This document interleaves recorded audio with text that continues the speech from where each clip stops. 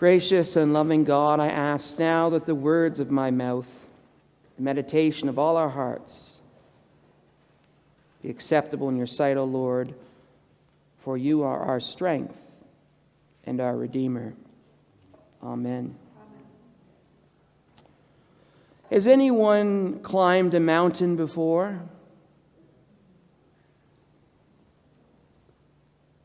What was that like? Would someone like to share that experience? Hard work? Tough, brutal? Okay. Inspiring? Exhilarating at the top. Exhilarating. So when you got to the top, that was a good experience. Who's wanted to climb a mountain but hasn't yet? Okay. So when you climbed the mountain, was it your intention to climb the mountain? Did you plan to climb the mountain? Yeah. Have you ever found yourself in life climbing a mountain and you had no intention of climbing a mountain? Every day. Isn't that so true? Yeah, I mean, what's going on in the world today? I mean, there's war in Ukraine in the midst of the Ukrainian mountains. In our own personal lives, there's times when we feel like we've begun to climb a mountain. We don't even know it. And lately in my own personal life, I've found myself climbing a mountain. And you put the nail on the head. When you get to the mountain, often there's this feeling of accomplishment, or there's goodness at the top of the mountain. And today's gospel story and in our Old Testament reading, we have this image of the mountain. We have this image of Moses coming down from the mountain with the Ten Commandments and his appearance being changed. And then we have James, John, and Peter who are with Jesus, and at the top of the mountain they see him talking with Elijah and Moses. And what do they say to Jesus when they get there? Let's build a camp. We don't want to leave. There's goodness here. This is something that is amazing. We don't want to go back down the mountain right now.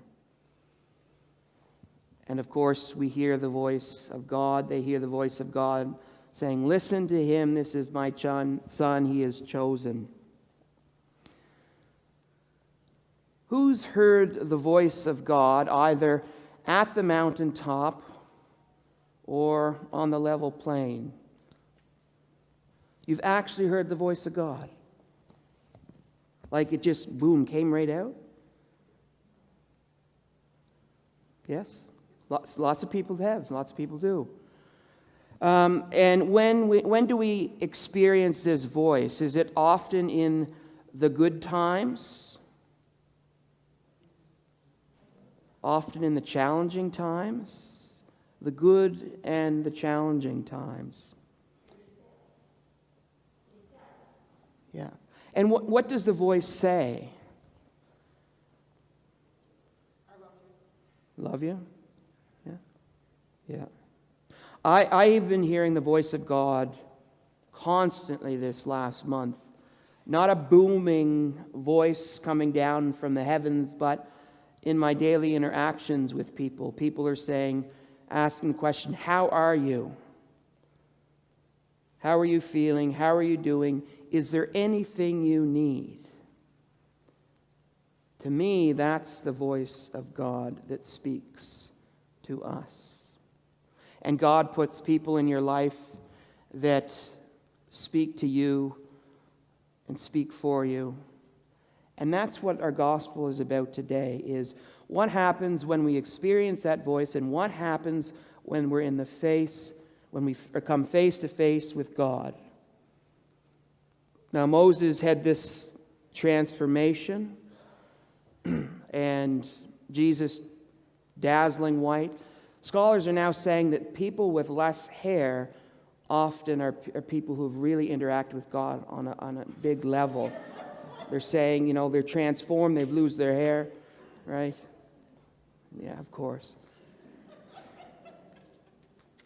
Something happens when we're in the presence of God. something beautiful, something magnificent. And I think that's what we're called to reflect on today. What happens when you experience God? How are you changed? And what do you do with that? And I think today the world needs to experience God. The world needs to hear the voice of God, not necessarily coming down from the clouds, but from our voices as we seek to connect with our community and the wider world. Just want to close with just a brief story. You may have heard of it. A son and his father were walking on the mountains, and suddenly the son falls and hurts himself and screams, "Ah!" To his surprise, he hears the voice repeating somewhere in the mountain, "Ah!" Curious, he yells, "Who are you?" He receives the answer, "Who are you?" And then he screams to the mountain, "I admire you." And the voice answers, "I admire you." Angered at the response, he screams, "Coward!" And he receives the answer, "Coward." He looks to his father and asks, "What's going on?" The father smiles and says, "My son, pay attention." Again the man screams, "You are a champion." And the voice answers, "You are a champion." The boy is surprised but does not understand. And then the father explains, "People call this echo, but really this is life. It gives you back everything you say or do. Our life is simply a reflection of our actions. And if you want more love in the world, you need to create more love in your heart. If you want more competence in your team, you need to be competent together. This relationship applies to everything, in all aspects of life. Life often will give you back everything that you have given it. Your life is not a coincidence, it's a reflection of you. My prayer is that we reflect the love of God in our own daily lives, spreading it throughout the world, because the Lord knows the world needs God's love. Amen.